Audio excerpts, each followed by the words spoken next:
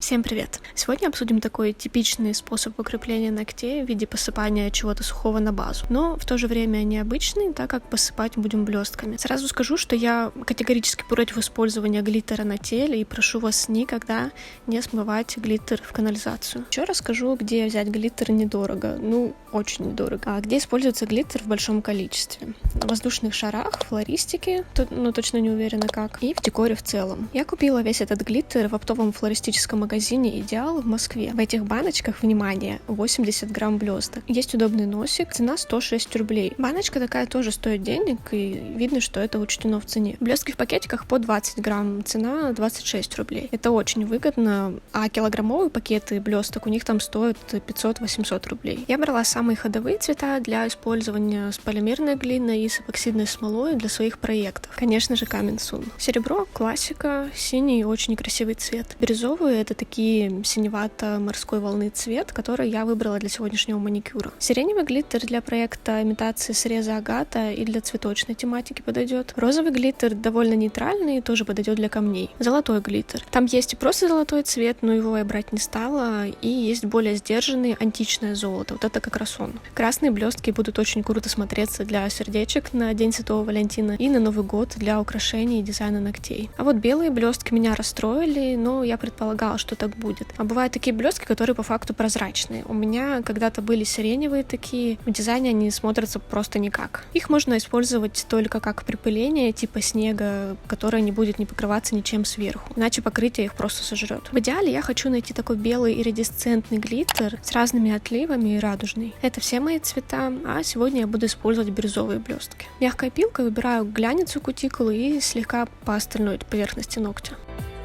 Обезжириваю.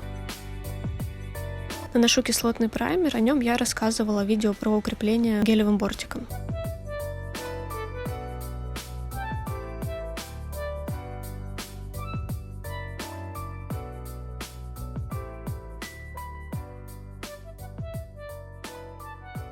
Наношу базу, о ней я тоже рассказывала, покрываю ее тонко.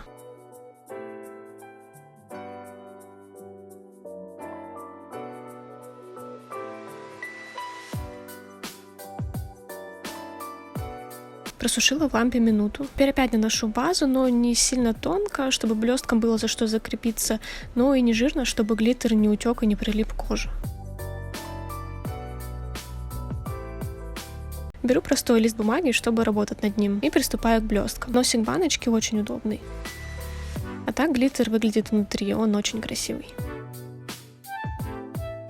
Постепенно посыпаю глиттер, стараясь сильно не наваливать у кутикулы, а по остальной поверхности сыплю довольно плотно, но не одной лепешкой.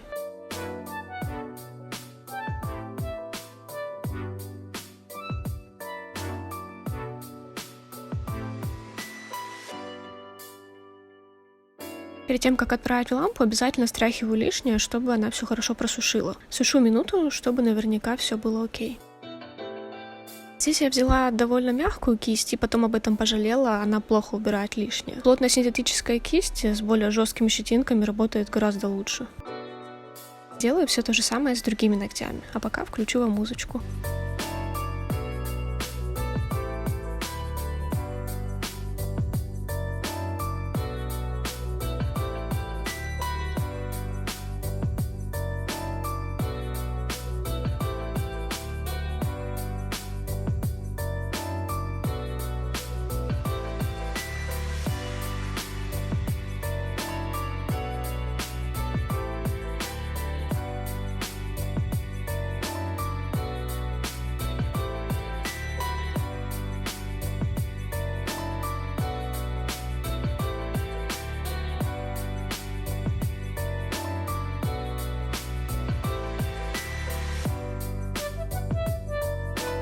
И вот так вот все это выглядит до перекрытия. Но данный вариант, по моему мнению, крайне жизнепригоден, глиттер будет цепляться за все подряд.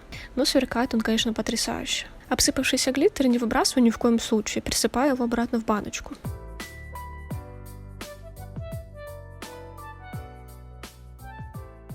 А теперь беру ту самую неподходящую кисть и буду ей пропитывать ногти топом. Он все тот же, он очень мне нравится. Я не наношу кистью с флакона, чтобы блесток случайно в банку не насобирать.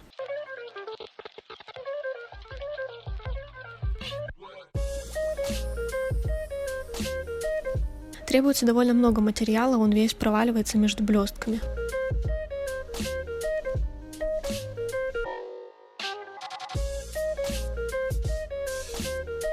Нанесла везде топ и сушу 30 секунд.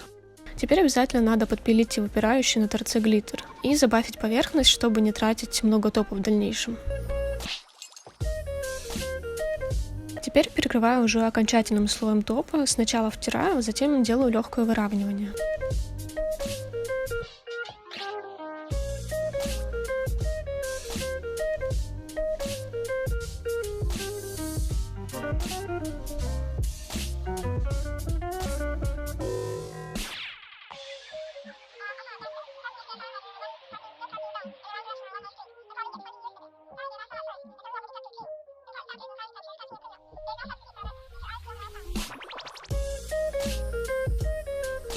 На этой руке готово.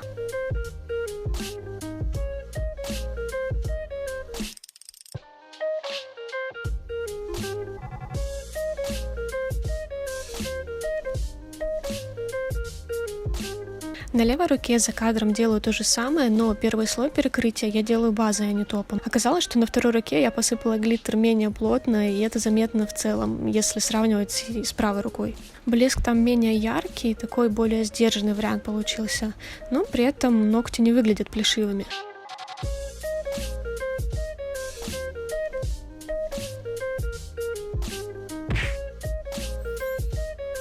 Вот такой у меня сегодня эксперимент.